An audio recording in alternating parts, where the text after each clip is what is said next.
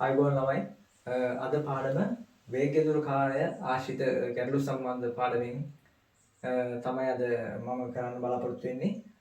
ඉතින් ගොඩක් දෙනෙක් මගෙන් ඉල්ලලා තිබ්බ මෙන්න මේ වේගය පාඩමින් ප්‍රශ්න කරන්න කියලා.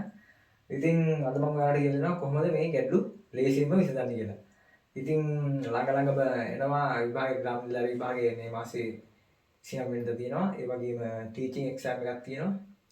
ඉතින් ඔයාලට අපි හඳුන්වලා දීලා තියෙනවා මෙන්න මේ IQ කෙටි ක්‍රම පොත. මේකේ පාඩම් රැසක ගැටලු කෙටියෙන්ම විසඳන විදි අපි ඔයාලට මේ පොතේ සඳහන් කරලා තියෙනවා. ඉතින් අවශ්‍ය කෙනෙක් ඉන්නවා නම් ඔයාලා අපිට අපේ නම්බරයට මැසේජ් එකක් දාලා මේ පොත ඔයාලා ලබා ගන්න පුළුවන්. හරි.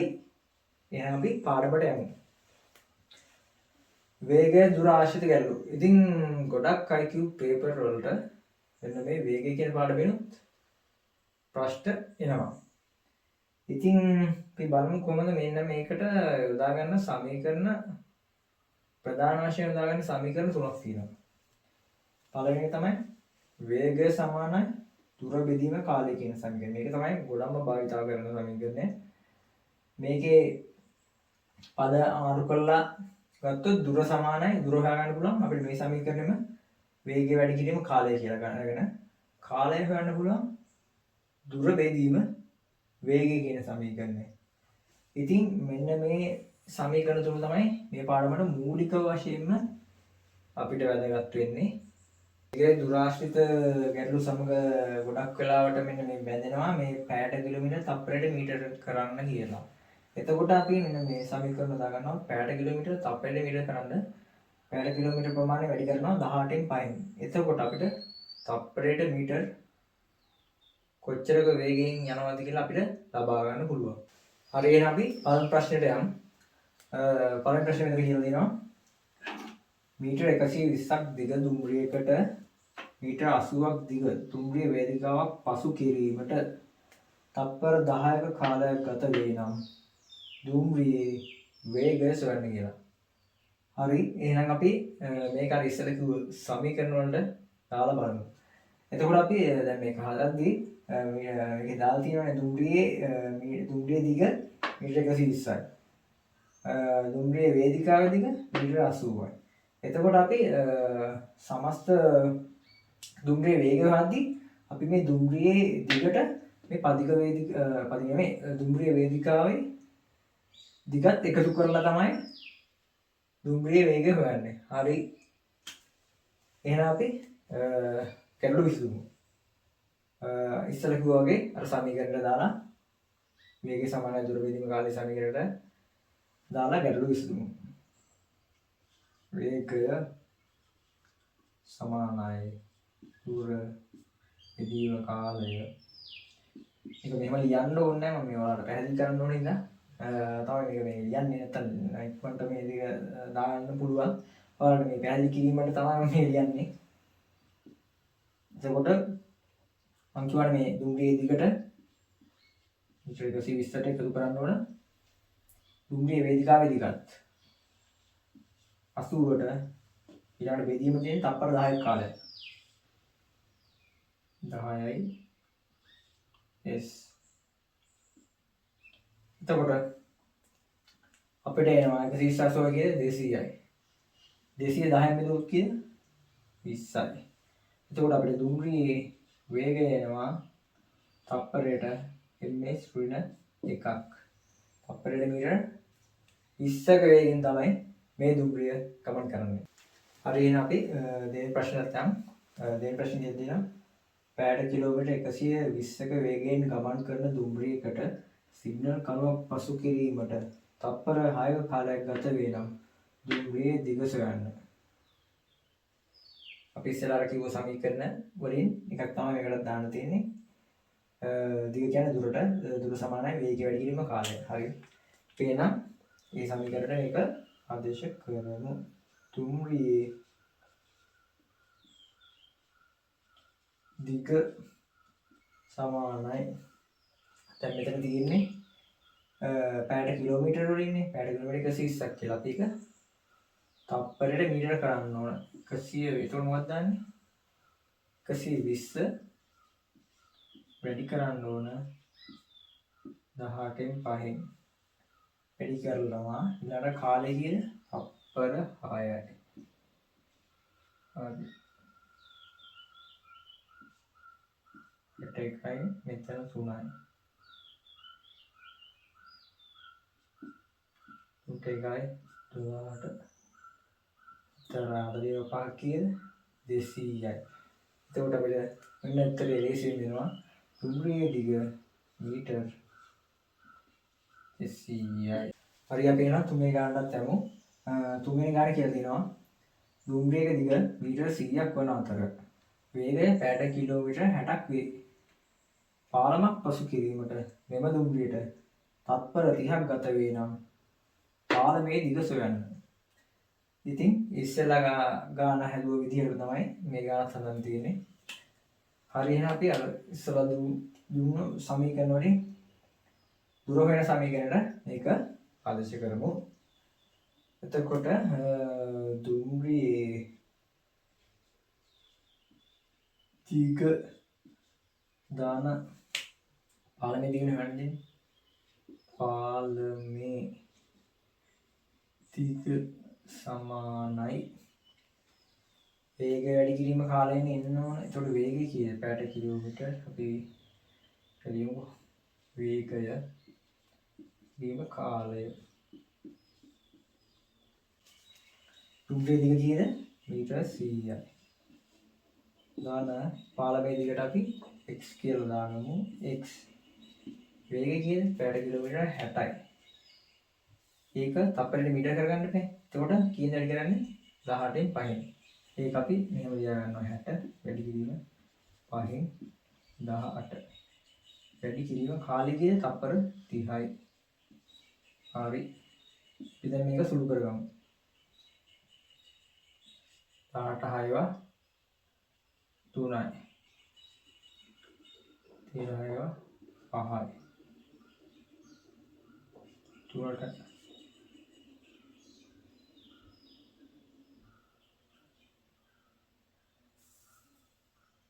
20යි. ඇට 20ව 5 කීයද? 100යි. 100ව 5ක් 500යි. 100 ධන x සමානයි 500යි. x සමානයි 500 100 පාලමේ දිග දෙනවා x සමානයි මීටර් 400යි. ඒ වගේ ලේසියෙන්ම ඒ ගානත් හදන්න පුළුවන්. අපි යමු එහෙනම් හතරවෙනි ප්‍රශ්නෙට. මේ ප්‍රශ්නේ ටිකක් ලොකුයි. ඒ වුණාට මේක මාරම ලේසි. අපි එහෙනම් ප්‍රශ්නට යමු. එකිනෙකට ප්‍රතිවිරුද්ධව මුහුණට මුහුණ ගමන් ගන්නා දුම්රිය දෙකකින් එක් දුම්රියක් මීටර් 220ක් හා අනෙක් දුම්රිය මීටර් 180ක දිගකින් යුක්ත නම් එක් දුම්රියක් අනෙක් දුම්රිය පසු කර යාමට කොපමණ දුරක් ගමන් කළ යුතුද? ඒ කියන්නේ මේ කොච්චියකින් එක කොච්චිය මෙහෙට යනවා. අනෙක් කොච්චිය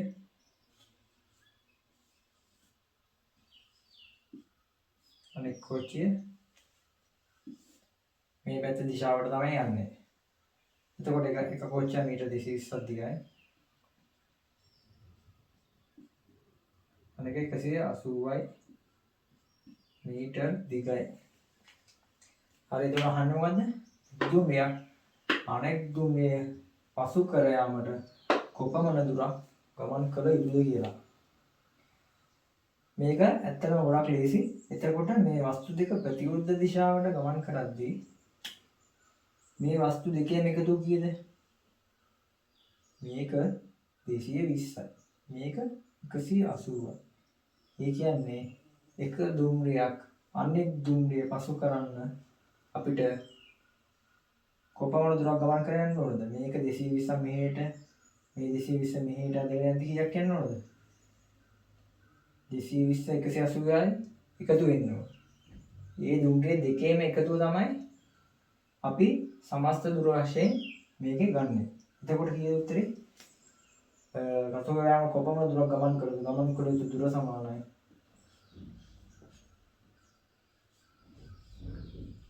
මේක ඇත්තටම ගොඩක් ලේසි. මේ දෙකේ දිග එකතුව තමයි ගමන් කළ යුතු වස්තු දෙක ප්‍රතිවිරුද්ධ දිශාවටනේ ගමන් කරන්නේ. එතකොට ගමන් කළ යුතු මුළු දුර මේ දෙකේ සමස්ත දෙකේ දුම්රිය දෙකේ එකතුව තමයි ගන්නෙ. එතකොට පළවෙනි දුම්රිය 220 මීටර දිගයි. දෙවෙනි එක 180 මීටර දිගයි. දෙකේම එකතුව කීයද? මීටර 400යි. ඒ කියන්නේ එක් දුම්රියක් අනෙක් දුම්රිය පසු කරන්න කොපමණ දුරක් යනවද? උත්තරේ මීටර් 400. අපි එනම් පස්වෙනි ගානට යම් මේකත් ටිකක් වෙනස් විදිහේ ගානක් බලමු මොකක්ද කියලා. දිග පිළිවෙලින් මීටර් 200ක් හා මීටර් 300ක් වූ දුම්රිය දෙකක වේග පිළිවෙලින් පැයට කිලෝමීටර් 72ක් හා පැයට කිලෝමීටර් 54ක් වේ. පැයට කිලෝමීටර් 72ක වේගයෙන් ගමන් කරන දුම්රිය අනෙක් දුම්රිය පසු කිරීමට ගත වන කාලය සොයන්න. දැන් මේ අහලා තියෙන්නේ මොකද්ද? කාලය වෙන එක. මේකේ එක දුම්රියක් මීටර 200යි. අනෙක් දුම්රිය මීටර 300යි. අපි බලමුනේ පළවෙනි යටපත් මේ දුම්රිය දෙකේ දිගේ එකතුව ලබා ගන්න ඕන. එතකොට එහෙම ලියා ගන්න ඕනේ. දුම්රිය දෙකෙහි එකතුව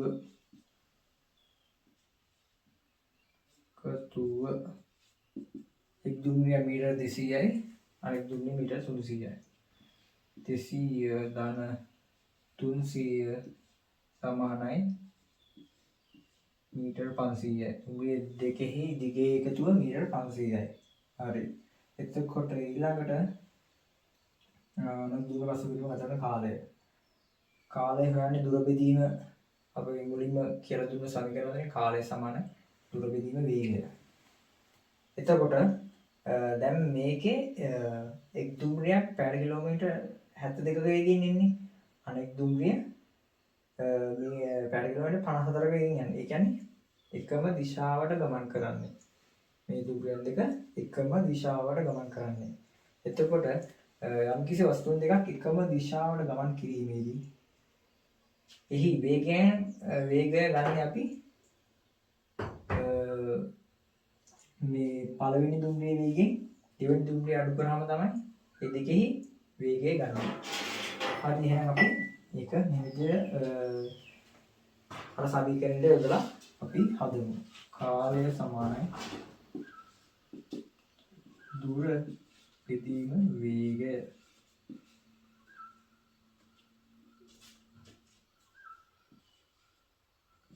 දුර කීයද? මීටර 500යි. දැන් මම ඉස්සර කිව්වා වස්තු දෙකක් එකම දිශාවට ගමන් කරනදී වේගයන්ගේ අයික්‍ය අඩු කරන්න ඕන කියලා. එතකොට 72යි km ශ්‍රේණි එකකින් අඩු කරන්න ඕන 54යි km ශ්‍රේණි එක.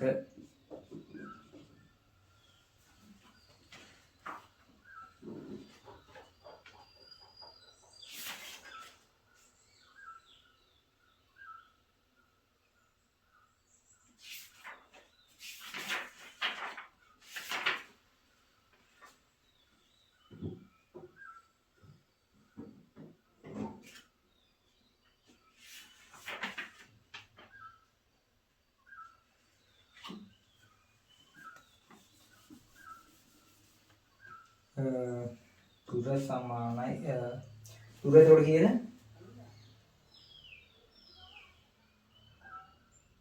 මීටර 5 දුර එතකොට කීයද? මීටර 500යි. වේගය මං කිව්වාට වස්තු දෙකක් එකම දිශාවට ගමන් කරන විට එහි වේගය වන්නේ වස්තු දෙකේ අන්තරය. ඒ කියන්නේ 72 අඩු කරනවා 54ක් 500 ඉදීම 72න් 54ක් අඩු කරාම කීයද? 18යි නේද? 18යි. ඒක අපි වැඩි කරන්න ඕන තප්පරෙට මිල ගන්න 18න් 5න් 1යි. උත්තරේ එනවා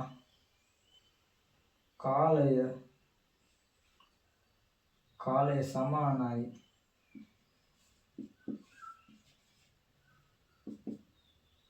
පහ 500 මිලියන් කීයද? තප්පර 100යි උත්තරය. හරි එහෙනම් අපි ඊළඟ ප්‍රශ්නට යමු. මේ ප්‍රශ්නේ ටිකක් අනිත් ප්‍රශ්න වලට වඩා පොඩ්ඩක් වෙනස්. ගොඩක් පේපර් වල වල මෙන්න මේ ප්‍රශ්න ඇවිල්ලා තියෙනවා. හරි එහෙනම් අපි බලමු මේ ප්‍රශ්නේ කොහොමද හදන්නේ කියලා. සචින් පැයට කිලෝමීටර් 4ක වේගයෙන් පාසලට ගිය අතර නැවත නිවස බලා පැමිණියේ පැයට කිලෝමීටර් 6ක වේගයෙන් නම් ඔහු ගමන් කළ සාමාන්‍ය වේගය කොපමණද? මේක අහලා තියෙන්නේ මොකද්ද? අර කලින් අපි කරා වගේ ප්‍රශ්නයක් නෙමෙයි අහලා තියෙන්නේ. සාමාන්‍ය වේගය තමයි මේක අහලා තියෙන්නේ. ඉතින් සාමාන්‍ය වේගය හොයන සූත්‍රයක් තියෙනවා. අපි ඒක මේ විදිහට ලියලා ගමු. සාමාන්‍ය වේගය සමානයි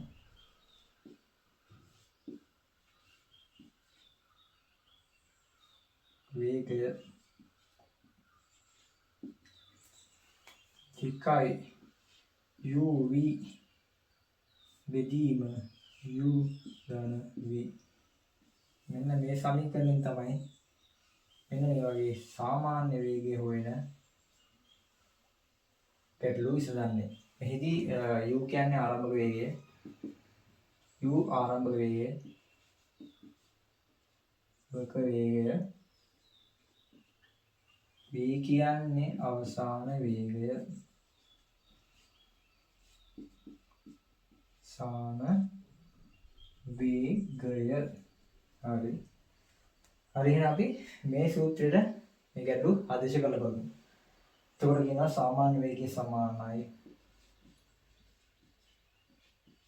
වේගය සමානයි දෙකයි ආරම්භ වේගයේ u 4යි 4 වැඩි කිරීම අවසාන වේගයේ v 6යි බෙදීම 4 ධන 6 4ක් 4 8යි 8 වරක් 6 කීයද 48යි 48 බෙදීම 10 උත්තරේ එනවා සෝගේ සාමාන්‍ය වේගයේ 4.8යි kmh වෙන එක පැය කිලෝමීටර් 4.8ක සාමාන්‍ය වේගය තමයි ඔහු ගමන් කරලා තියෙන්නේ.